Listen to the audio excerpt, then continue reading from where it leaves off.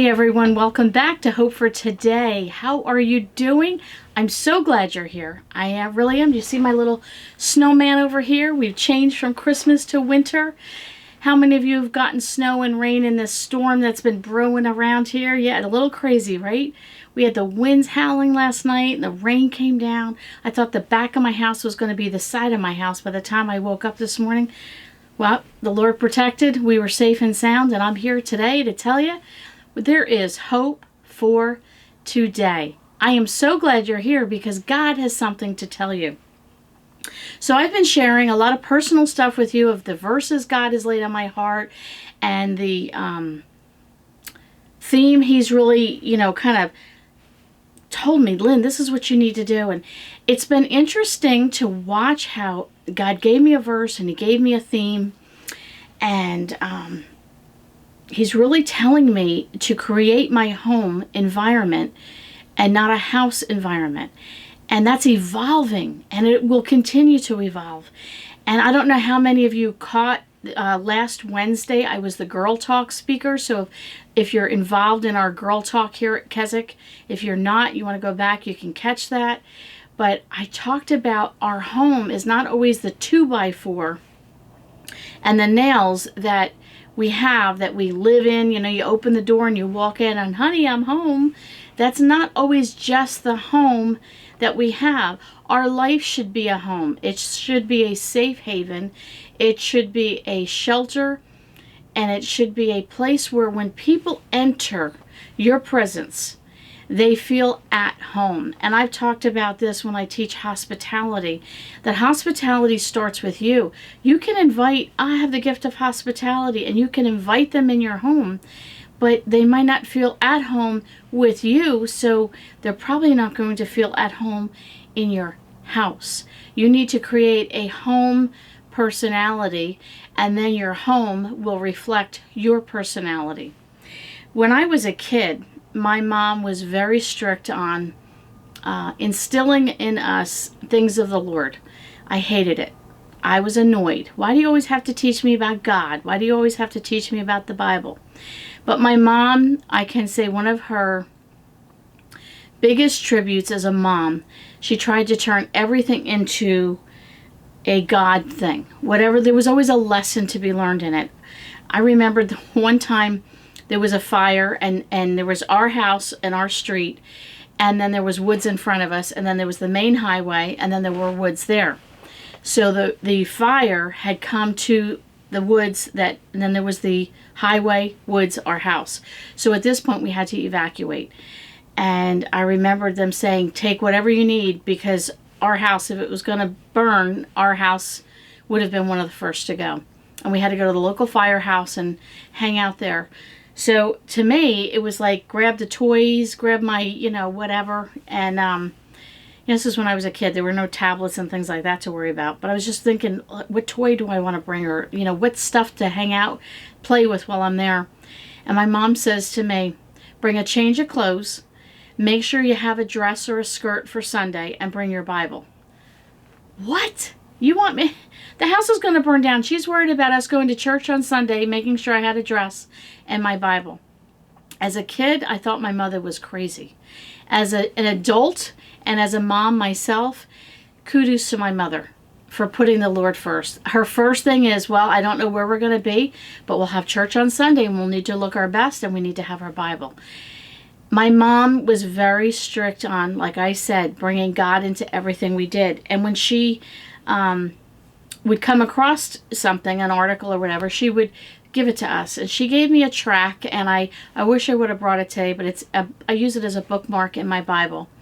And it's brown, and it looks very vintage at this point. It's, kind of yellowed and got a few nicks in the corners of the paper, and the paper's getting a little dry and old and crackly and all that. But I kept it because I don't know why I kept it all these years. It was one of those things when I was a kid, I was annoyed by it. But I guess because my mom gave it to me, I kept it. And now I treasure it because it was from my mom. But I want to read it to you. I want to read this poem to you. And then we're going to just quickly go over a few notes and chit-chat a little bit. So grab your coffee if you haven't grabbed your coffee or tea, or get some hot chocolate if you need to warm up, and grab that. Pause this if you have to, but go ahead and get a nice beverage, get that quilt over your lap, and let's just chat. So the title of this poem is If Jesus Came to Your House. If Jesus came to your house to spend some time with you, if he came unexpected, I wonder what you would do. When you saw him coming, would you meet him at the door with arms outstretched to welcome in your heavenly visitor? Or would you have to change your clothes before you let him in, or hide some magazines and put the Bible where they've been? Would you go straight on saying the things you always say, or would your life continue as it does from day to day? It might be interesting to know the things that you would do if Jesus came in person to spend some time with you. Oh, I'm telling you. I remember reading that when she gave it to me, and I was probably 10 years old or younger.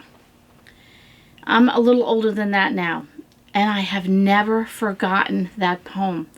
It's almost like that thing that haunts you in the back. But boy, what a thought. If Jesus came to my home, what would I do if he came knocking at the door? And, is my home in order? Is my home welcoming? Would he feel when he walked up to the front door, is the front door area like neat and tidy? Is there maybe a wreath on the door or a potted flower or something? Or does it look kind of junky? Even those impressions, I know it sounds silly, like, why are you getting so practical on me, Lynn? Think of these things, though. If we are to serve the Lord and like be a good neighbor, and somebody comes knocking on the door and they look around and they see an old bike laying there and maybe an old tire and some dirty rags from when you worked on the car, or who knows what is piled all around. Or where they walk up and go, oh, isn't this like nice? And there's a little flower, or there's a little wreath. And listen, you don't have to have any of that, but if it's neat and tidy, there's a different impression it'll leave you. There's a Bible verse that many of us know, which is in Proverbs 3:6. In all thy ways acknowledge him, and he will direct your paths. That's a verse we use over and over and over. Sometimes when you read from the King James or a version like that, no, nothing wrong with that. But sometimes I need it a little simpler. Do you? You find yourself, you need something, explain that to me in another way. And there's a version that I used when I spoke at the Girl Talk last week, and I used this verse. And it's the Good News version. And it says, remember the Lord in everything you do, and he will show you the right way. I really liked that version. I was able to sort of make it more palatable for me. Remember the Lord in everything you do. End of discussion. When I create that walk-up experience to my home, is it inviting? Would the Lord feel comfortable walking up to my home? Would he feel that it's welcoming enough that he could easily knock on the door? When I greeted him at the door, or when I greet anyone at the door, do I do it with arms stretched open? Hi, how are you? Come on in. Or do I feel like, did you want something? And make them wait on the doorstep as if they had to have a special formal invitation to come over. People come from all backgrounds and shapes and sizes and ages and you know what. When they need a friend, they're going to call upon you. But have you created your home, your person, as an invitation? Have you created your front door as an invitation? And when you greet them at the front door, is it an invitation? Now you invite them in your home. Is there a place for them to sit, or do you have to move everything? Let me find you a chair. Hang on. Do you have something in the house to offer them? Well, I don't eat snacks. Okay, that's fine. Can you offer them a cup of tea or a cup of coffee, a bottle of water? You always want to be available for the Lord to send someone to your home. My mom, again, would always have a package of cookies in the freezer. Always. And we were told that's my hospitality cookies. And when my mom knew they were getting, to that expiration date, she'd pull them out and we could eat them, and then she'd put another package in the freezer. I don't know if she still does it, but I remember as a kid, there was always that thing in the freezer we were not allowed to touch. That was for company. So whether my mom got a phone call, I'm coming over, or a knock at the door, she would quickly pull them out, put them on a plate. By the time everybody was welcomed and she got the teapot boiling and the table laid and the chit chat going, the cookies were defrosted. They defrost very quickly. And they could have been the cheapest ShopRite cookies with a cup of tea, but I'm telling you, my mom knew how to make you feel welcomed in her home. You never felt like, both of my parents, my mom and dad, I remember growing up, junior high and high school, and all the kids, all my friends, can we go to the Wilsons? Wrong name. Can we go to the Cameron's house? And they would say, can we go to your house? And I would have friends of mine, my girlfriends, say, I love talking to your mom. I love talking to your parents. My parents just made you feel like you're part of the family. Come on in. There was never any question in my parents' house. I could never not invite someone. If I told my mom I'm inviting my friend over for the weekend, great, I'll get a pizza. There was never a question. I don't know that everyone else is like that. I don't know that other people could do that. And some people will say, well, that's a gift. It is a gift. But beyond it is a gift, it is something that we should be able to do. If Jesus came to your house today, could you greet him? Is your home a welcome environment? Is your home orderly? Is your home prepared to welcome a guest in? All this whole podcast, I tell you all the time, it stems from my own heart and things that God is working on in with me. And I have worked for the past several weeks on a Sunday. And it just, just the way it goes, the business I'm in, we have people here and I need to work. So my husband will do church online. We'll go to church maybe on Sunday night, or, we are blessed that there are a variety of ways to still go to church, just not on a Sunday morning at 11 a.m. But with that being said, I have had to work. Well, this Sunday I was off, and my youngest had an event to go to at another church, so we had to pick him up there and drive him home and then go back to our church. And by the time I got to our church, I sat in the pew and I didn't really feel like being there. It had nothing to do with the people or the church. It was just my own heart, Not that I was in a bad frame of mind. I was just in You ever get like that? It wasn't like I wasn't upset with the Lord, or I don't know where I wanted to be anyway, but I just wasn't prepared.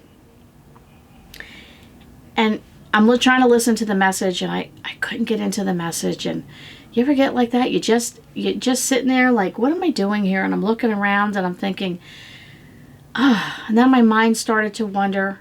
Now I'm confessing here to you that I knew, and all of a sudden in the middle of this, I'm like, I need to get this together here. I'm in church. I'm blessed to be part of this fellowship. I'm blessed to be with my friends. I'm blessed to hear this message. It was just an off day for me. It had nothing to do with a hardened heart. It was just an off day. I'm a human being. You have days like that. That's what it was. But it gave me this thought. Here was my thought. In Proverbs it says, take Jesus everywhere you go. Did I take Jesus to church with me? No. I didn't. This is his house. He's already there. But did I prepare my heart, prepare my mind? How many times we're running out to church, we're, yelling at the kids or yelling at the husband, or you're not married, you don't have kids, you can't even get yourself together to church on time, and you're thinking, I'm a single person, I have no one else there, but I can't even get to church on time. We're always running late. We're always doing other things. And then, is your shirt ironed? Oh, well, I just threw on a jacket because I didn't have time to iron it. Should we not look our best when we go to church? We look our best for everything else. Whatever your best is. Now, I'm not saying the best is this, that, or the next thing. You know your heart. Whatever your best is that you would wear for the best thing that you're going to do in life. We should be our best. We should wash our face and brush our teeth. Comb our hair.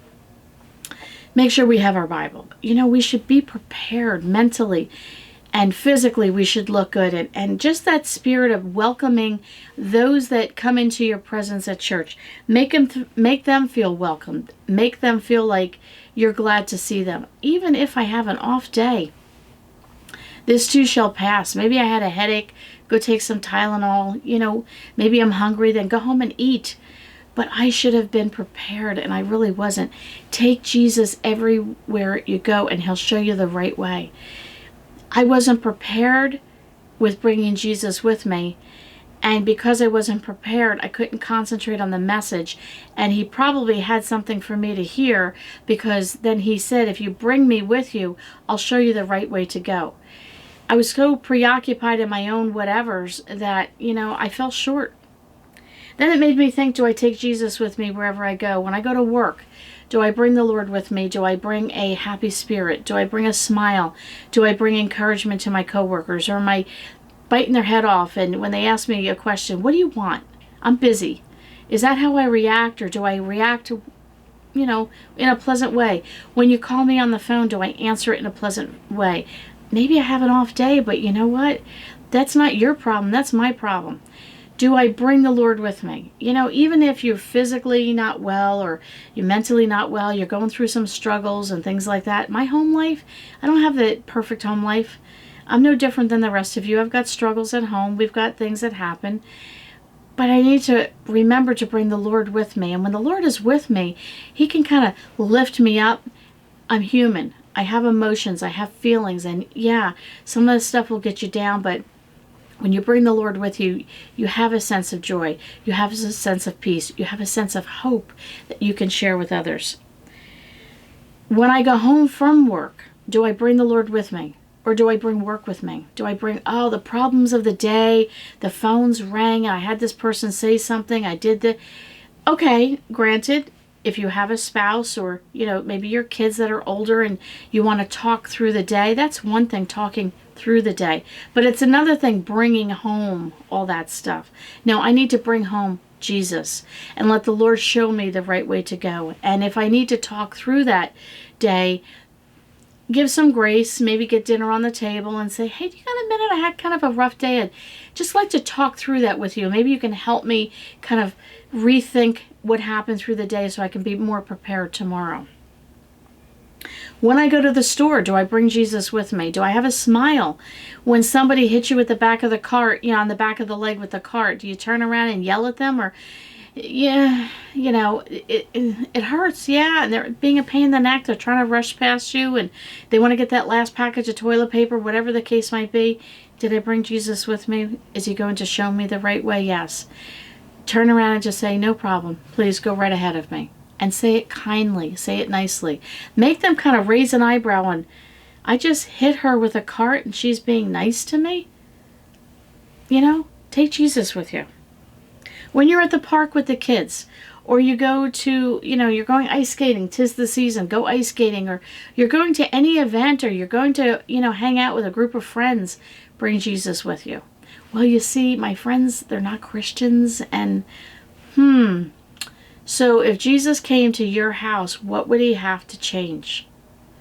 So if you're hanging out with secular non-believers, not to say we are to be a light of the world and to share Jesus also, but if that's all you have in your life, that is not going to be helping your walk at all. Even in those moments when you're by yourself and you think, nobody's around, Jesus is there. Whether you want to admit that or not. Now, when I say bring Jesus with you, that your whole body is prepared and thinking on the Lord. Think on these things. Whatever is truth, whatever is lovely, whatever is noble. Go back to Corinthians. When I'm by myself, what magazine am I reading, or what things am I turning with my fingers? What things am I doing with my hands? Are they things that would be edifying? Would they be things that would glorify the Lord? Would they be things that would make the Lord happy? Now, washing the dishes, you think, well, what's the big deal? Well, you're taking care of your home. You're keeping it neat and tidy. You're taking care of yourself. You're taking care of your family, and so on.